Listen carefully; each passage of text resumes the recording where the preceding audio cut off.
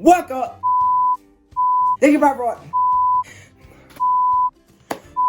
What is up, everybody? Welcome back to another video. In this video, we have a lot of things to touch on, and we're going to be talking about Jon Gruden, Matthew Stafford, Tracy Walker, and we're also going to be talking about the 5 players you should watch in the Lions versus Raiders game. Let's get it started.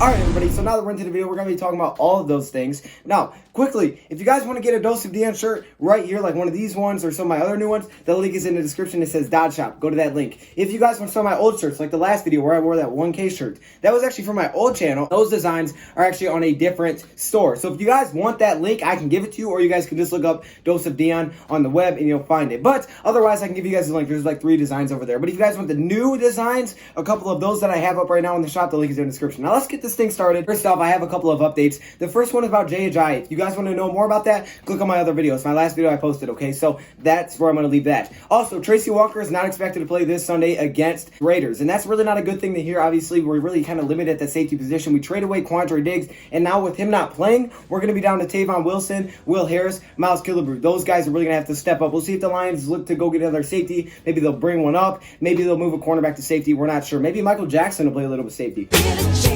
Not the dancer, the player. Okay, just want to give you guys a quick update. Next up, Jon Gruden. This is number 1 on the order of stuff we're going to be talking about. Jon Gruden praised Matthew Stafford on television. Now, I know there's that thing called coaches talk, right? And everybody knows about it. It's boring. You talk to a coach, you ask them questions, they're always going to praise the other team. They are never going to say that player is trash. And if they do, that would be so funny. And if you've seen that before, please send me a link because that would be hilarious. But otherwise, they usually say the same thing every time. But Jon Gruden has been on television before, and as we know, he did a lot of primetime Monday Night Football games. And so he's seen a lot of players play on Monday Night Football, and he's given his honest opinion about those quarterbacks or players at the time because he's on TV, right? He's not a coach, doesn't have to worry about it. And now that he's a coach, he's not going to say that kind of stuff. But when you look back when he was on TV, he had a lot of things to say about Matthew Stafford, and those things were all really good things to say about Matthew Stafford. So we're going to start it off by saying back in 2017, when he's watching Matthew Stafford play in a primetime game, he said, I think the Detroit Lions have a superstar quarterback in Matthew Stafford, which obviously I can agree with. Okay, I go with that one. Now, keep in mind, some of these are from different times, okay, because he didn't get to see him every single game, right? This wasn't last week. These are different times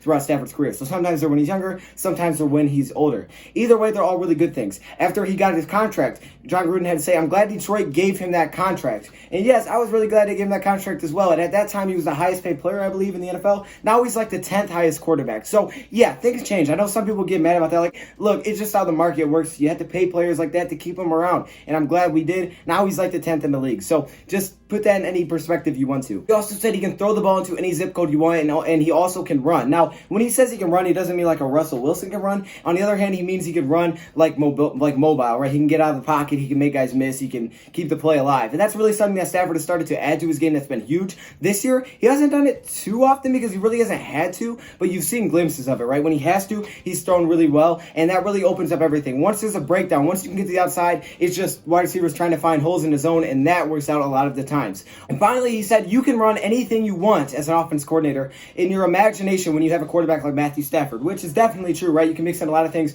Darrell Bevell has proven that this season. Look, hey, Jim Bob, you can open up the offense a little bit because Darrell Bevell is letting him let it fly, and a lot of good things are happening, okay? Just like the old days. I love it. I love it. I love watching him take shots deep. Now, Matthew Stafford actually has something that's a little bit going on with him, and that is his sickness. Now, Matthew Stafford has a sore throat, I guess you would say, because you really can't understand what he's saying when he talks. If you guys watch his recent press conferences, he's really, really quiet, and someone was like, hey, Matthew Stafford, what's going on there? What is that? He basically said last week before Sunday's game, he started to feel sick, and he's just kind of hanging on right now, but he believes he'll be fine by Sunday. Either way, I think this happened yesterday, so I'm assuming his voice still isn't great and it's not back, but hopefully it's okay by Sunday. I don't see that as something that has any possibility of keeping him out, but it could be kind of hard with communication, especially on the road, and we know the Raiders haven't been home in a long time, so they're going to be pumped when they come into Oakland. So we'll see if he can be okay by then. Hopefully he is, because he's going to need to call out some cadences for sure. Now that we have those two whopped out of the way, we're finally going to talk about the 5 players that you should watch in the Lions versus Raiders game, okay? I think you should really pay attention to these guys because they're going to have a really big impact on the field. I picked a couple of guys from the Raiders and a couple of guys from the Lions. So Raiders fans, hey, look, I got you guys, okay? We're going to start off at number 5. This is a Lions player, but this is Trey Flowers. Now, I think Trey Flowers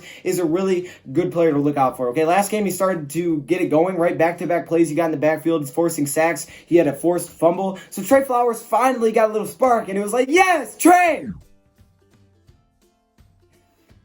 I may have been the only one that did that. I'm sorry. I know I did it during the live stream. I may have been the only one that was that hype. I don't know. I don't know that. I don't see you guys. See if he can keep it up this week against the Raiders. Hopefully he can. Maybe get Derek Carr under some pressure because the Lions don't get a lot of pressure. They don't force a lot of interceptions. So if they can do that versus Derek Carr, it'll definitely help out. And it'll also try to make them a little bit more one-dimensional. We'll see what happens. But either way, coming in at number 4, we have Terrell Williams. Now, Terrell Williams is a wide receiver for the Raiders who could have a really big game for the Raiders. Now, he played a really good game last week until the final drive. And he's a really good player that, like I said, the Lions don't get a lot of sacks and they don't force a lot of interceptions. So Derek Carr is probably going to take a lot of shots, especially if the running back Josh Jacobs can get going, which I will talk about in a second. Now, before we get into number 3, let me give out an honorable mention, and this is the Lions running backs. Why did I put this honorable mention? Because honestly, I don't know who the running backs are going to be. We know Trey Carson is dealing with an injury. We know Ty Johnson will be there, and so will McKissick. But will Jay Ajayi be there? Because that just happened. That was some news just recently. So will that be the case? I'm not exactly sure what's going to happen with that running back situation. Maybe Perkins will be brought up from the practice squad, which he has been signed onto.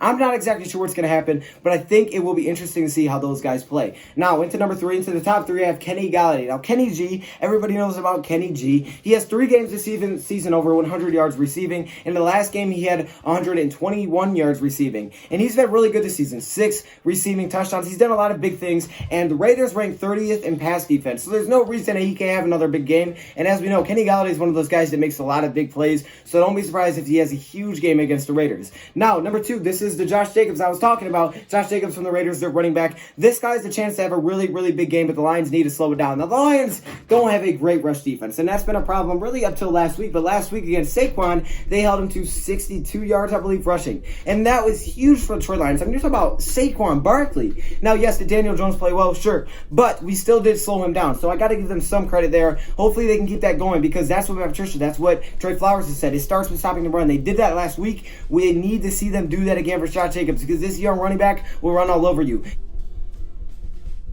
He was the offensive rookie of the month last month. So this guy's definitely talented. We need to slow him down. And finally, coming in number 1, we have Matthew Stafford. And I think this was kind of an easy one. 1, because of the sickness. If he's healthy, we got to make sure he's healthy first. 2, Matthew Stafford is playing against a defense that's 30th against the pass. This could be a really high offensive game. And 3, it's going to be 72 degrees outside. Yeah, all those add up to, well, Matthew Stafford went to Georgia. So all those add up to Matthew Stafford having a big game. And this could be a really high-scoring game that we're going to watch on Sunday. So those are the 5 players that I think you should watch. If you guys want to have any more in the comments, let me hear them. Also, like I said, Tracy Walker is expected not to play. And that's really all I got for you guys.